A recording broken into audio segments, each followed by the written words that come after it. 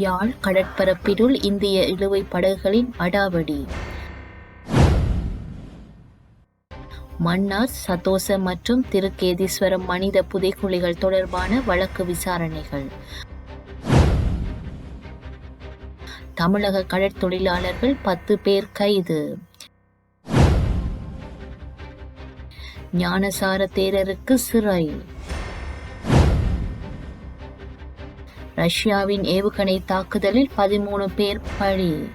இலங்கை கடற்பரப்பினுள் அத்துமீறி நுழைந்து மீன்பிடி நடவடிக்கைகளில் இந்திய இழுவைப் படகுகள் ஈடுபட்டதால் சுளைப்புறம் காட்டுப்புலம் பகுதி கடற்தொழிலாளர் ஒருவரின் 7 லட்சம் ரூபாய் பெறுமதியான வலைகள் அறுக்கப்பட்டுள்ளன. நேற்று இரவு இந்த கடற்தொழிலாளர்கள் திருவடிநிலை கடற்பரப்பில் மீன்பிடி நடவடிக்கைகளில் ஈடுபட்டு கொண்டிருந்த போது அத்துமீறி நுழைந்த இந்திய இழுவைப் படகுகள் அவரது வலைகளை அறுத்துள்ளன. இதனால் அவரிடமிருந்த 32 வலைகளில் 26 வலைகள் அறுக்கப்பட்ட நிலையிலே 6 வலைகளே மீதமாகின. எஞ்சிய வலைகளும் சேதமடைந்த நிலையிலே காணப்படுகின்றன. இது குறித்து பாதிக்கப்பட்ட கடற்தொழிலாளர்கள் கருத்து தெரிவிக்கையில், இரவு 10 மணி அளவில் அத்துமீறி மீன்பிடியில் ஈடுபட்ட ரோலர்கள் எமது வலைகளை மட்டுமல்லாமல் வேறு சங்கங்களின் வலைகளையும் அறுத்துள்ளன. தற்போது மீன்பிடி பருவகாலம். இந்திய இழுவைப் படகுகளின் இதுபோன்ற செயற்பாடுகளால் நாங்கள் உழைக்க முடியாத சூழ்நிலை ஏற்பட்டுள்ளது. அரசாங்கம் கடற்தொழிலாளர்களின் இழப்பீட்டை வழங்கி மீண்டும் தொழில் செய்ய வழிவகுக்க வேண்டும் என பாதிக்கப்பட்ட கடற்தொழிலாளர்கள் வேண்டுகோள் விடுத்துள்ளனர். மன்னார் சதோச மனித புதைக்குழி மற்றும் மன்னார் திருக்கேதீஸ்வரம் மனித புதைக்குழி வழக்கு விசாரணைக்கு எடுத்துக் கொள்ளப்பட்டது. இதன்போது பாதிக்கப்பட்டோர் சார்பில் மன்றில் சட்டத்தரணிகளான VS நிரஞ்சன், ரணிதா ஞானராஜ் மற்றும் காணாமல் ஆக்கப்பட்டோர் அலுவலகம் சார்பான சட்டத்தரணி புராதனி சிவலிங்கம் ஆகியோர் மன்றில் முன்னிலையாகினர். மேலும் யாழ் போதனா வைத்தியசாலையின் சட்ட வைத்திய அதிகாரி வைத்தியர் செல்லையா பிரணவன், மன்னார் போலீஸ் ஆகியோர் மன்றில் முன்னிலையாகினர். இதன்போது பாதிக்கப்பட்டோர் சார்பில் மன்றில் முன்னிலையான சட்டத்தரணி VS நிரஞ்சன் ஊடகங்களுக்கு கருத்து தெரிவிக்கையில், ஏற்கனவே அகழ்ந்து எடுக்கப்பட்ட மனித எலும்புக்கூட்டு எச்சங்கள் சட்ட வைத்திய அதிகாரியிடம் கையளிக்கப்பட்டுள்ளது. 76 இலக்கம் தொடக்கம் 156 வரையிலான 80 பெட்டிகள் சட்ட வைத்திய அதிகாரியிடம் மேலதிக பகுப்பாய்விற்கு மன்னார் நீதவான் நீதிமன்றத்தினால் கையளிக்கப்பட்டுள்ளது. மிகுதி 75 எலும்புக்கூட்டு பெட்டிகள் வெள்ளிக்கிழமை கையளிக்கப்பட உள்ளது. இவற்றை பகுப்பாய்வு செய்து மேலதிக அறிக்கைகள் மன்னார் நீதவான் நீதிமன்றத்தில் தாக்கல் செய்ய உள்ளனர். கையளிக்கப்பட்டுள்ள சதோச மனித புதைக்குழி எச்சங்கள் சட்ட வைத்திய அதிகாரியினால் இறப்புக்கான காரணம், வயது, பால்நிலை போன்ற விடயங்களையும் இறப்பு ஏற்பட்டமைக்கான காரணங்களும் மன்றில் சமர்ப்பிக்கப்பட உள்ளது. இது தொடர்பில் சட்ட வைத்திய அதிகாரியின் அறிக்கையும் சில தினங்களில் மன்றில் தாக்கல் செய்யப்பட உள்ளது. மன்னார் சதோச மனித புதைக்குழி வழக்கு விசாரணை மீண்டும் விசாரணைக்கு எடுத்துக் கொள்ளப்பட உள்ளது. அதனைத் தொடர்ந்து மன்னார் திருக்கேதீஸ்வரம் மனித புதைக்குழி வழக்கு விசாரணை இடம்பெற்றது. இதன்போது கொழும்பு சட்ட வைத்திய அதிகாரியினால் ஏற்கனவே பகுப்பாய்வு செய்யப்பட்ட 81 மனித எச்சங்களின் 27 மனித எச்சங்களுக்கான அறிக்கைகள் சமர்ப்பிக்கப்பட்டுள்ளது. மரணத்திற்கான காரணம், வயது, பால்நிலை போன்ற காரணங்கள் குறித்த 27 மனித உடல்களுக்கான அறிக்கைகள் மன்றில் கையளிக்கப்பட்டுள்ளன. மிகுதி மனித எச்சங்களுக்கான அறிக்கை 6 மாத காலத்தில் மன்றில் கையளிப்பதாக நீதிமன்றத்தில் தெரிவிக்கப்பட்டுள்ளது. மன்னார் திருக்கேதீஸ்வரம் மனித புதைக்குழி வழக்கு விசாரணை மீண்டும் எதிர்வரும் மார்ச் மாதம் 12ஆம் திகதி விசாரணைகளுக்காக எடுத்துக் கொள்ளப்பட உள்ளது என அவர் மேலும் தெரிவித்துள்ளார். யாழ் காரைநகர் கடற்பரப்பினுள் அத்துமீறி கடற்தொழிலில் ஈடுபட்ட தமிழக கடற்தொழிலாளர்கள் 10 பேரை இலங்கை கடற்படையினர் கைது செய்ததுடன் அவர்களிலிருந்து பெருந்தொகை மீன்களையும் கைப்பற்றியுள்ளனர்.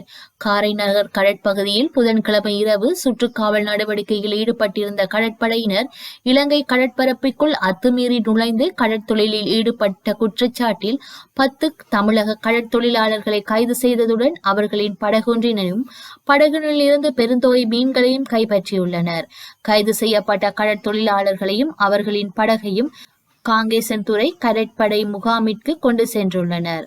கைது செய்யப்பட்ட கடற்தொழிலாளர்களை மேலதிக சட்ட நடவடிக்கைக்காக கடற்தொழில் நீரியல் வளத்துறை அதிகாரிகள் ஊடாக ஊர்காவற்துறை நீதவான் நீதிமன்றில் முற்படுத்த கடற்படையினர் நடவடிக்கை எடுத்துள்ளனர்.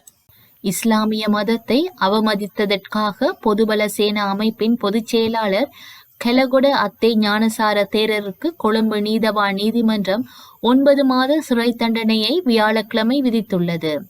சிறை தண்டனைக்கு கூடுதலாக ரூபாய் 1500 அபராதம் விதிக்கப்பட்டது. இந்த தீர்ப்பு கொழும்பு மேலதிக நீதவான் பசன் அமரசேனவினால் வழங்கப்பட்டுள்ளது.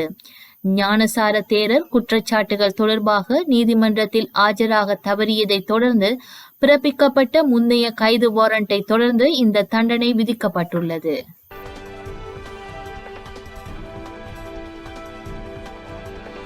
அமெரிக்காவின் லாஸ் ஏஞ்சலஸ் நகரில் காட்டுத்தீ வேகமாக பரவி வருவதை அடுத்து 5 பேர் உயிரிழந்துள்ளனர். இந்த காட்டுத்தீ லாஸ் ஏஞ்சலஸ் நகரின் கடற்கரை பகுதியில் முதலில் பரவ ஆரம்பித்துள்ளது. கடற்கரை பகுதியின் காற்றின் வேகம் அதிகமாக இருப்பதால் காட்டுத்தீ மலைப்பகுதிகளுக்கும் வேகமாக பரவி வருகின்றது. இதனால் அங்கு கடும் புகைமூட்டம் நிலவி வருகின்றது. காட்டுத்தீயில் சிக்கி 1000க்கும் மேற்பட்ட கட்டிடங்கள், வாகனங்கள் நாசமாகியுள்ளன. காட்டுத்தீயை அணைக்க தீயணைப்பு வீரர்கள் போராடி வருகின்றார்கள். அப்பகுதி வீடுகளில் வசித்து வந்த 26,000க்கும் மேற்பட்டோர் தீயினால் பாதிக்கப்பட்டுள்ளனர். மேலும் சுமார் 30,000 பேர் வெளியேற்றப்பட்டுள்ளனர். உக்ரைன் நாட்டின் ஜிபோரிஜியாவில் ரஷ்யா நடத்திய ஏவுகணை தாக்குதலில் கிட்டத்தட்ட 13 பேர் உயிரிழந்துள்ளனர். மேலும் 30க்கும் மேற்பட்டோர் காயமடைந்துள்ளனர். தாக்குதல் மற்றும் உயிரிழப்பு குறித்து உக்ரைன் அதிபர் விளாடிமிர் ஜெலன்ஸ்கி தகவல் தெரிவித்துள்ளார். மேலும் உயிரிழந்த குடும்பத்தாருக்கு இரங்கல் செய்தி வெளியிட்டுள்ளார். இது குறித்து எக்ஸ் தளத்தில் அவர் பகிர்ந்துள்ள வீடியோவில் இரத்த காயம் அடைந்த மக்கள் சாலையிலேயே அவசர படையினரின் முதலுதவி சிகிச்சை அளிக்கும் காட்சிகள் இடம்பெற்றுள்ளன. மேலும் தீயணைப்பு துறையினர் தீயை கட்டுப்படுத்தும் பணிகளில் ஈடுபடும் காட்சிகளும் இடம்பெற்றிருக்கின்றன. இத்தாலியை சேர்ந்தவர் சிசிலியா சாலா ஈரான் நாட்டிற்கு சென்றுள்ளார்.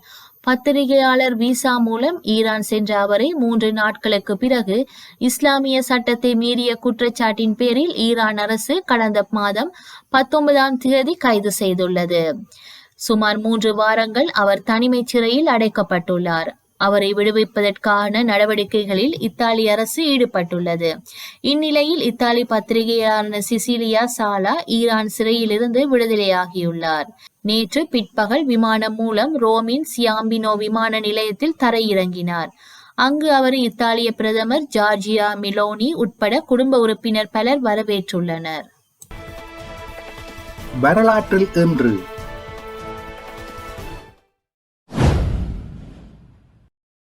1966 இந்திய பாகிஸ்தான் போரை முடிவுக்கு கொண்டு வர தாஸ்கந்து உடன்பாட்டில் லால் பகதூர் சாஸ்திரி, அப்யூப் கான் ஆகியோர் கையெழுத்திட்டனர்.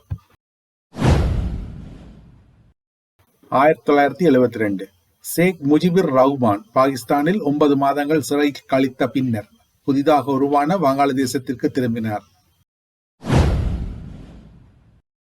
1974 யாழ்ப்பாணத்தில் 4வது உலக தமிழராட்சி மாநாட்டில் இறுதி நாள் நிகழ்வில் 11 பொதுமக்கள் இலங்கை படையினரின் துப்பாக்கிச் சூட்டுக்கு இலக்காகி கொல்லப்பட்டனர்.